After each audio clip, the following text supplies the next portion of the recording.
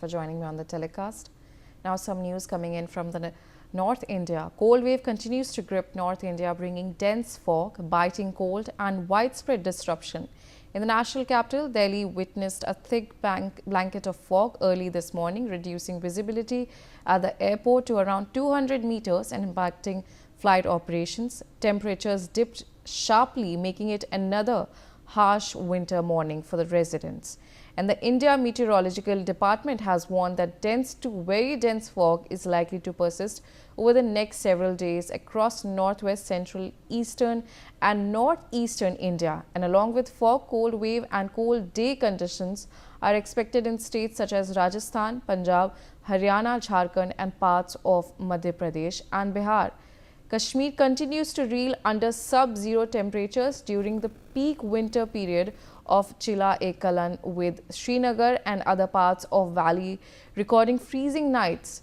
The weather office has also forecast light rain or snowfall in the higher reaches of Kashmir, Himachal Pradesh and Uttarakhand over the next few days. In Delhi, poor air quality has added to the winter woes, with AQI levels tipping into the poor to very poor category, and authorities have advised people to take precautions as cold and foggy conditions are expected to continue, keeping mornings cold and visibility low across large parts of North India. Now joining me on the telecast are my colleagues from across the nation. Kameshwar Sharma from Shimla, Abhishek Singh from Lucknow, Gulshan Grover from Gurugram, Aditya Vadavan from Anand Vihar, Varun Kumar Pathankot and Ajay Jandyal from Jammu. Starting my conversation with Kameshwar Sharma from Shimla. Kameshwar, what exactly is the situation right now in Shimla? Obviously, it's a tourist hotspot, and in terms of freezing condition, obviously the temperatures must be really low. So what exactly is the situation right now in Shimla?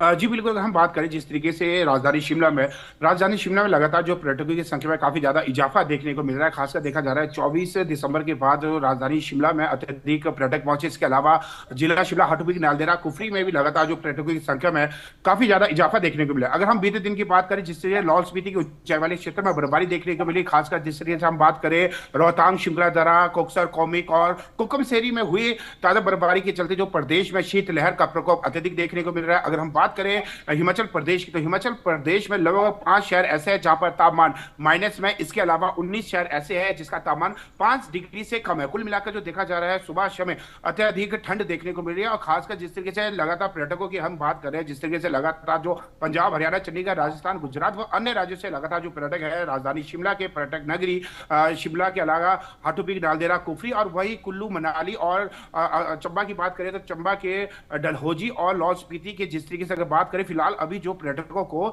Darcha और दारचा से जस्सर जाने की अनुमति दी गई है। अगर देखा जाए 4 दिन पूर्व जिस तरीके से जो हुई ताजा बर्फबारी के चलते जो शिंकुला दर्रा और रोहतांग की बात करें, जो कि शिंकुला की अगर हम बात करें तो मनाली से 130 किलोमीटर और रोहतांग की बात करें तो 51 किलोमीटर दूर है। लेकिन जिस तरीके से वहां पर ब्लैक आइस जमने के चलते वहां पर चलना किसी जोखिम से कम नहीं, जिसको मद्देनजर रखते हुए प्रशासन ने फिलहाल उन क्षेत्रों में जाने के लिए प्रतिबंध कर दिया है। अगर देखा जाए कुल्लू के तहसीलदार और जो बीआरओ की टीम ने वहां का निरीक्षण किया, जो पाया कि सड़क में चलना किसी जोखिम से कम नहीं और खासकर सुबह शाम अत्यधिक वहां पर ब्लैक आइस जमने के चलते वहां पर चलना अत्यधिक मुश्किल भरा सफर है। उसके बाद बात करेंगे जिस तरीके से अभी तक जो पर्यटकों की संख्या में जो अब लाहौल स्पीति लगातार जो देखा जा रहा था कोकसर, कौमिक या शुक्लदर, रोहतांग जा रहे, उन्हें अब केवल मात्र दाचा से यानी कि जस्कर यानी कि 14 से 18 किलोमीटर की बीच दूरी है, वहां पर जाने की अनुमति दी गई है। केवल वो भी अब यानी कि बीते दिन की बात करें तो जिस तरीके से नोटिफिकेशन जारी करते हुए कहा गया कि 4x4 वाहन जिन पर्यटकों के पास होंगे उन्हें जाने की अनुमति दी जाएगी। इसके अलावा अगर हम बात करें अभी तक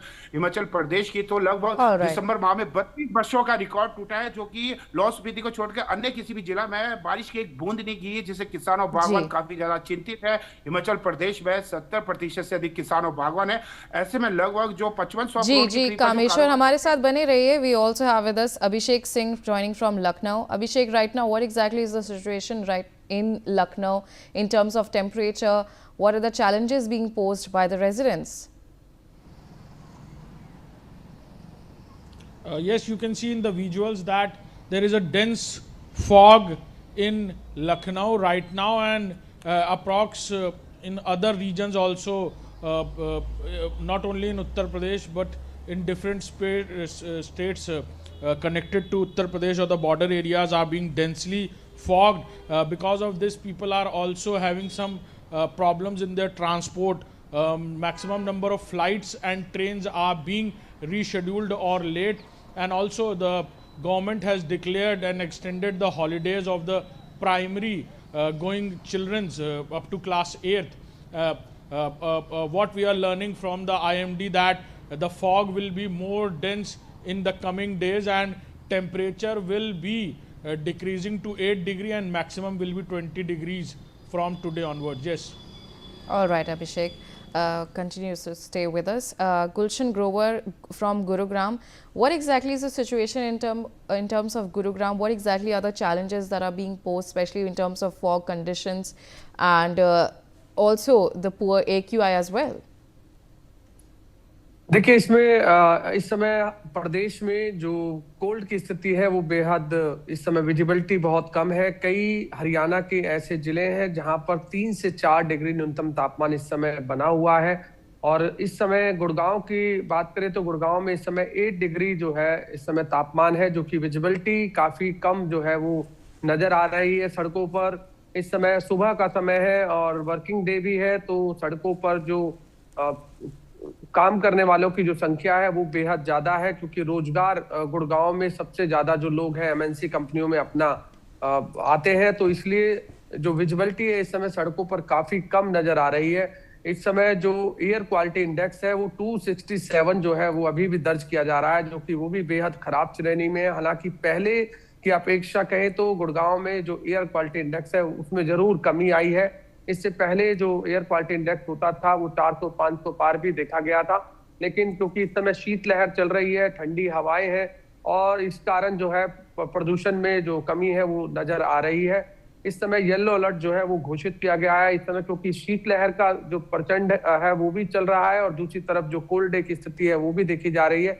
तो लोग अब इस समय ठंड से बचने के लिए कहीं ना कहीं सहारा ले रहे हैं, चाहे वो आग जलाकर सहारा लेने की बात हो या फिर रजाई में बैठकर घर में जो है रहने की बात हो, क्योंकि इस समय हम देख रहे हैं कि सड़कें जो है इस समय सुनसान नजर आ रही हैं, क्योंकि इस समय लगभग 9 बजे का होने वाला है और 9 बजे के समय में भी सड़कें जो है पूरी तरह से सुनसान है, क्योंकि जो इस समय शीतलहर चल रही है, जो ठंडी हवाएं चल रही है, उनसे बचने के लिए लोग जो है इस समय घरों में है, क्योंकि इससे काफी लोग जो है वो बीमार भी पड़ रहे हैं शीतलहर से, चाहे वो गले में खराश हो, आंखों में जलन हो, सांस लेने में दिक्कत हो, ठंड हो, बुखार हो, सर्दी हो, जुकाम हो, ये तमाम जो स्थिति है वो लोगों के साथ इस समय हो रही है। इसीलिए हम देख रहे हैं कि अस्पतालों में भी मरीजों की संख्या लगातार बढ़ रही है।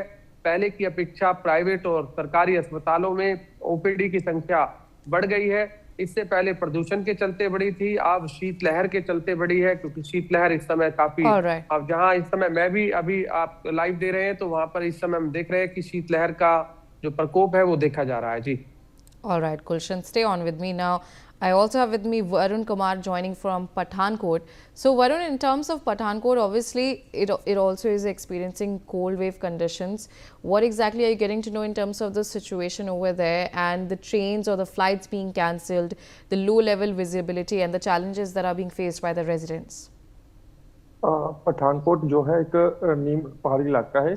इसके चारों तरफ जो है एक तरफ हिमाचल एक तरफ जम्मू पड़ता है, और ऊपर जो पहाड़ों में लगातार जो बर्फबारी हो रही है उसके कारण जो है पठानकोट में शीतलहर देखने को मिल रही है। अगर बात करें पूरे पंजाब की, तो पूरे पंजाब में पिछले 4 से 5 दिन से लगातार घना कोहरा देखने को मिल रहा है, जिससे विजिबिलिटी बिल्कुल 0 के करीब है। और आने वाले 2-3 दिन के लिए मौसम विभाग की तरफ से और जो है अलर्ट जारी किया गया है कि आने वाले जो 2 से 3 दिन है उसमें जो है बारिश की संभावना और शीतलहर के साथ साथ घने कोहरे की भी चेतावनी दी गई है। वही लगातार शीतलहर को देखते हुए जो है पंजाब सरकार की तरफ से स्कूल को जो है 7 जनवरी तक स्कूल को जो है बंद रखा गया है, ताकि जो कि सर्दियों से बच्चे बीमार ना हो, क्योंकि पंजाब में लगातार जो है घना कोहरा देखने को मिल रहा है। तापमान की बात की जाए तो तापमान जो है 3 से 4 डिग्री सेल्सियस जो है दर्ज किया जा रहा है, और शाम का जो न्यूनतम तापमान वो 1 डिग्री है, और कई इलाके ऐसे हैं जहाँ पर 1 डिग्री के करीब जो है टेम्परेचर भी पहुंच चुका है, और जिससे लगातार जो है लोगों को जो है सांस लेने में भी दिक्कत आ रही है। क्योंकि AQI की बात की जाए तो आज से तकरीबन 4-5 दिन पहले जो AQI लेवल था वो 300 के करीब था, 2-3 दिन पहले जो बारिश हुई है उसके कारण जो है एक्यूआई लेवल अभी फिर भी 200 के करीब जो है पहुंच चुका है, जिससे लोगों को काफी बीमारियों का सामना करना पड़ रहा है और सांस लेने में भी काफी दिक्कतों का सामना करना पड़ रहा है। All right, Varun, thank you so much for joining me on the telecast. Meanwhile, I also have with me Aditya joining from Anand Vihar. Aditya, Anand Vihar is one of the most, in terms of AQI, it's the most hot spots that records the highest level of poor AQI. What exactly is the situation over there, especially in terms of the cold wave hitting the national capital? Right now we are just standing at the, very near to the Anand Vihar railway station, and recently due to this, there have been very several trains cancellation at the Anand Vihar railway station. And also, if you see, if I just request my video journalist, to show you the visuals, there's a, in front of us, there's a construction building, which is completely, covered in a thick layer of combined fog and smog. As you can clearly see, we are showing you the live visuals from here. Completely, there's a double whammy for the Delhi NCR people. There's double whammy of fog and smog, and definitely the air quality index has also slipped into still it is in a poor category. However, the subsequent grab restrictions have been removed. Still, there are some concerns regarding the pollution, and the cold is, getting increasingly day by day. The fog has completely, engulfed the entire Delhi NCR, and at this juncture, as per the predictions by the Indian Meteorological Department, this is expected to continue till 10th to 15th January, and this situation is very, very problematic, creating very problems for the people of Delhi. So indeed, at this juncture, it is a wait and watch situation by when will the Delhiites get respite from this twin, torture of smog and fog. Back to you, Ria. All right, Aditya. Now, joining me on the telecast is also Ajay Jandyal from Jammu. Ajay, in terms of Jammu, it's also one of the places that tourists also go to a lot. What exactly in terms of train cancellations or flight cancellation that you're getting to know? And in terms of cold wave, what exactly is the situation over there? What kind of challenges are being posed by the locals over there? But during the winter, Jammu and Kashmir also face such things like, delay in the flights, cancellation in the flights, and delay in the traffic and the trains as well. And definitely it is happening in Jammu as well. But yes, today things have improved, and for last many days it was foggy in Jammu and visibility was very low. Flight operations, train operations, and even the road traffic was very slow. But now today things have improved. But yes, it's cold weather. And what we can, that the cold wave is affecting the life, impacting the life as well, because after snowfall on the upper reaches, what we can see that because of the wind flowing in Jammu in the plains as well, that is very chilling, and that is definitely a matter of concern for the authorities as well for this cold wave. And Tilak line, which has started in Kashmir for 40 days. After that, Jammu and Kashmir government, health department, they have issued advisory as well for the civilian, senior citizens, and for the kids as well, so that they will not get affected because of the cold wave. They have been told to be precautious and take precautions whatever is required during the winter, especially whenever there is a fog, they need not to go in the open, and they have to cover their faces, and certain other steps they have to take. So these are some suggestions what government have given. But yes, it's a time for the tourists to enjoy in Jammu and Kashmir, as snowfall have already taken place in the Pahalgam, Gulmarg, Bhadrawa, Paritiza, Punch, and these locations where tourists love to come, and definitely they are coming in large number, and they are enjoying their holidays as well. All right, Ajay. I also have Kameshwar Sharma from Shimla. Kameshwar, we have already spoken about the cold wave, but in terms of the situation of the visibility being low, what exactly is that impacting on the train or the buses going near Shimla? जी, अगर हम बात करें जिस तरीके से अगर हम राजधानी शिमला की बात करें तो कालका जो शिमला रेल है उसमें अभी फिलहाल कोई खासा फर्क देखने को नहीं मिल रहा है, क्योंकि उसकी स्पीड लिमिटेड ही 20 से 30 किलोमीटर के बीच है। लेकिन अगर हम बात करें खासकर जो हमारा मैदानी इलाका है जिसमें जिला बिलासपुर और मंडी की बात करें तो वहां पर सुबह के समय तक यानी कि 10 बजे तक येलो अलर्ट जारी किया गया है कोहरे का, और जबकि अगर देखा जाए आईएमडी के अनुसार 4 दिनों तक यानी कि येलो अलर्ट यानी कि कोहरे का जारी रहेगा, क्योंकि सुबह के समय वहां वाहन चलाना अत्यधिक मुश्किल भरा है। लेकिन अगर हम बात करें समूचे प्रदेश की, जिस तरीके से ठंड लगातार बढ़ती जा रही है, सोलन में इस सीजन में पहली बार माइनस में तापमान गया। सबसे जो कम तापमान है वो -10 के करीब जो है ताबू में है, जहां पर अत्यधिक ठंड है। इसके अलावा जो समूचे प्रदेश में लगातार जो ठंड का प्रकोप है, वहीं आईएमडी के अनुसार खासकर ये ठंड तब तक लगातार जारी रहेगी जब तक प्रदेश में अच्छी बारिश या बर्फबारी नहीं होती, तब तक जो शुष्क ठंड है इसका प्रकोप पूरे प्रदेश में देखने को मिल रहा है। और खासकर जिस तरीके से अगर हम बात करें चंडीगढ़ शिमला या चंडीगढ़ मनाली, जहां पर अक्सर सुबह के समय जाम लगता है, लेकिन अब भी जो देखा जा रहा है सुबह के समय जाम की स्थिति नहीं है, केवल मात्र नाम मात्र ही व्यक्ति वहां पर देखने को मिल रहा है। फिलहाल मैं अपने सोचे से चाहूंगा कि कुछ यहाँ की तस्वीरें दिखा जाए। जिस तरीके से नेशनल हाईवे जो चंडीगढ़ शिमला है, आप देख सकते हैं कि यहाँ पर नामात्र वाहन ही जाते हुए दिख रहे हैं, जबकि यहाँ पर अत्यधिक जो वाहनों का जमावड़ा सुबह के समय लगता था, लेकिन जिस तरीके से अत्यधिक ठंड है जिसको मद्देनजर रखते हुए लोग सुबह के समय कम निकल रहे हैं। इसके अलावा जो जिस तरीके से जो प्रदेश में नए साल के कड़ाके की सर्दी पड़ रही है और प्रदेश के ऊंचाई वाले इलाकों में शीतलहर और मैदानी इलाकों में कोहरे की वजह से तापमान में भारी गिरावट दर्ज की जा रही है। आईएमडी के अनुसार चंबा, कुल्लू, किन्नौर, लाहौल स्पीति जिला की अधिक चोटियों पर आज भी बर्फबारी का पूर्व अनुमान है। इससे ठंड में और अधिक इजाफा होगा। वहीं ऊना, हमीरपुर, बिलासपुर, मंडी, कांगड़ा, सोलन और सिरमौर जिला में घना कोहरे पड़ने की चेतावनी जारी की गई है। सुबह के समय कोहरे के कारण विजिबिलिटी काफी कम रहने की आशंका है, जिससे वाहन चालकों को सावधानी बरतने की सलाह दी गई है। अगर देखा जाए कोहरे और शीतलहर के चलते जो 5 शहरों का जो तापमान माइनस में पहुंचा है, जबकि 19 शहरों में न्यूनतम तापमान 5 डिग्री सेल्सियस के नीचे दर्ज किया गया है। लाहौल स्पीति की जो ताबो का न्यूनतम तापमान -10.2 डिग्री सेल्सियस रिकॉर्ड किया गया है, जो कि प्रदेश का सबसे कम रहा है। किन्नौर के कल्पा की बात करें तो -4.2, कुकमसेरी का -6.7, नारकंडा का -1.5 और सोलन में भी -0.6 डिग्री तापमान है। अगर देखा जाए कुफरी का भी तापमान यानी कि 0.4 डिग्री और सियोबाग का यानी कि 0 डिग्री, जबकि रिकांगपिओ का 0.1 डिग्री के साथ पारा जमाव बिंदु के आसपास पहुंच गया। इस विंटर सीजन में सोलन का तापमान पहली बार माइनस में गया है, जो कि असामान्य माना जा रहा है। वहीं राजधानी शिमला का न्यूनतम तापमान भी पहली यानी कि 2.6 डिग्री सेल्सियस लुढ़क गया है। मौसम विभाग के अनुसार जिस तरीके से जो अभी तक अच्छी बारिश और बर्फबारी नहीं होती, तब तक किसानों बागवानों को भी भारी परेशानियों का सामना करना पड़ सकता है। अगर हम बात करें जिस तरीके से दिसंबर माह की, तो लाहौल स्पीति को छोड़कर अन्य किसी भी जिला में बारिश की एक बूंद भी नहीं गिरी, जिससे किसान और बागवान अत्यधिक चिंतित है।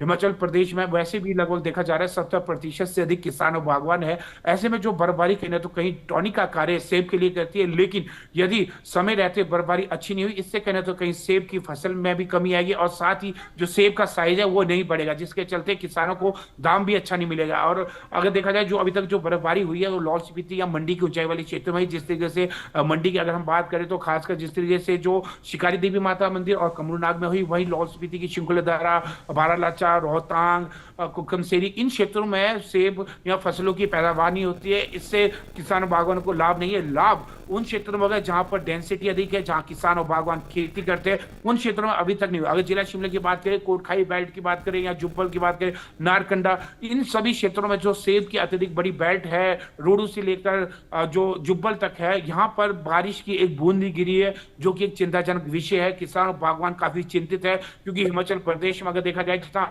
बजट प्रदेश का होता है, उतना तो किसानों का यानी कि सेब से आय होती है, यानी कि 5500 करोड़ के करीब।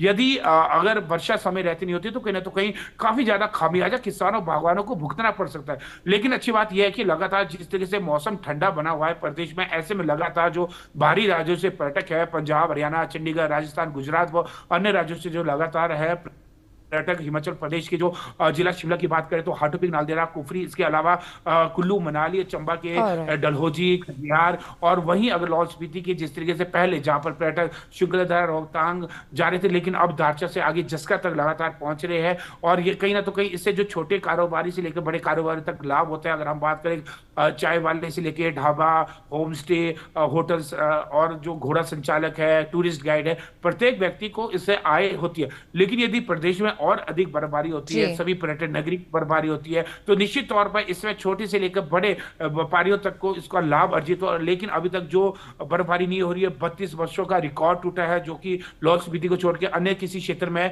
बारिश की एक बूंद नहीं गिरी। कहीं ना तो कहीं ये चिंताजनक विषय है। वहीं आईएमडी ने बताया कि stay on with us. Now joining me back on the telecast is Gulshan Grover. Gulshan, you were already talking about the visibility and the challenges that were being posed by residents in Gurugram. Take us through the current situation right now in Gurugram. देखिए, इस समय जो गुड़गांव का तापमान है वो 8 degree Celsius है, जो कि न्यूनतम तापमान बेहद हम देख रहे हैं कि इस समय कम है, क्योंकि फिलहाल जो सड़कों पर जो विजिबिलिटी है वो काफी कम है, वो नजर आ रही है। इस समय जो कोहरा है वो भी इस समय आसमान पर भी नजर आ रहा है, सड़कों पर भी नजर आ रहा है, तो बेहद शीतलहर जो है इस समय चलती हुई दिखाई दे रही है और लोग जो है सड़कों पर बेहद कम नजर आ रहे हैं, क्योंकि गुड़गांव एक ऐसा कॉर्पोरेट हब है जहां पर 500 लगभग फॉर्च्यून कंपनियां हैं और यहाँ पर लोग जो है नौकरी पेशा लोग सबसे ज्यादा है, जो अन्य जिलों से भी आते हैं, अन्य स्टेट से भी आते हैं। तो सड़कों पर बेहद सुबह की समय जो है ट्रैफिक काफी जो है देखा जाता है। नेशनल हाईवे 48 की बात करें तो वहां पर ट्रैफिक स्थिति काफी ज्यादा रहती है, लेकिन विजिबिलिटी कम होने के कारण जो वाहन है वो रेंग कर चल रहे हैं, अपनी हेडलाइट का इस्तेमाल कर रहे हैं ताकि किसी भी हादसे से जो है वो बचा जा सके, क्योंकि अक्सर इन दिनों ही देखा जाता है जब शीतलहर चलती है या जब कोहरा सड़कों पर होता है तो हादसे सबसे ज्यादा जो है सड़कों पर नजर आते हैं। लेकिन गुड़गांव की सड़कें हम ये कहेंगे कि अभी फिलहाल हादसों से बची हुई हैं, क्योंकि जो कोहरा है वो अधिक जरूर नजर आ रहा है सड़कों पर, लेकिन लोग जो है इस समय जो अपनी गाड़ी है वो काफी धीमी गति से जो चलाते हुए वो नजर आ रहे हैं। फिलहाल जो प्रशासन की तरफ से भी ये साफ तौर से येलो अलर्ट जारी किया गया है ताकि लोग जो है शीतलहर की वेव को देखते हुए घरों से बाहर तभी निकले जब उन्हें जरूरत हो, क्योंकि खासकर बच्चे, बुजुर्ग और गर्भवती महिलाओं के लिए डॉक्टरों की भी ये सलाह है कि इन दिनों वो सुबह की सैर करने से जरूर। All right, Kameshwar Sharma, Abhishek Singh, Gulshan Grover, Aditya and Varun Kumar and Ajay Jandal, thank you so much for joining me on the telecast. And viewers, we'll continue to track more developments like this, but for now we'll step into a short break. Shiv Prakash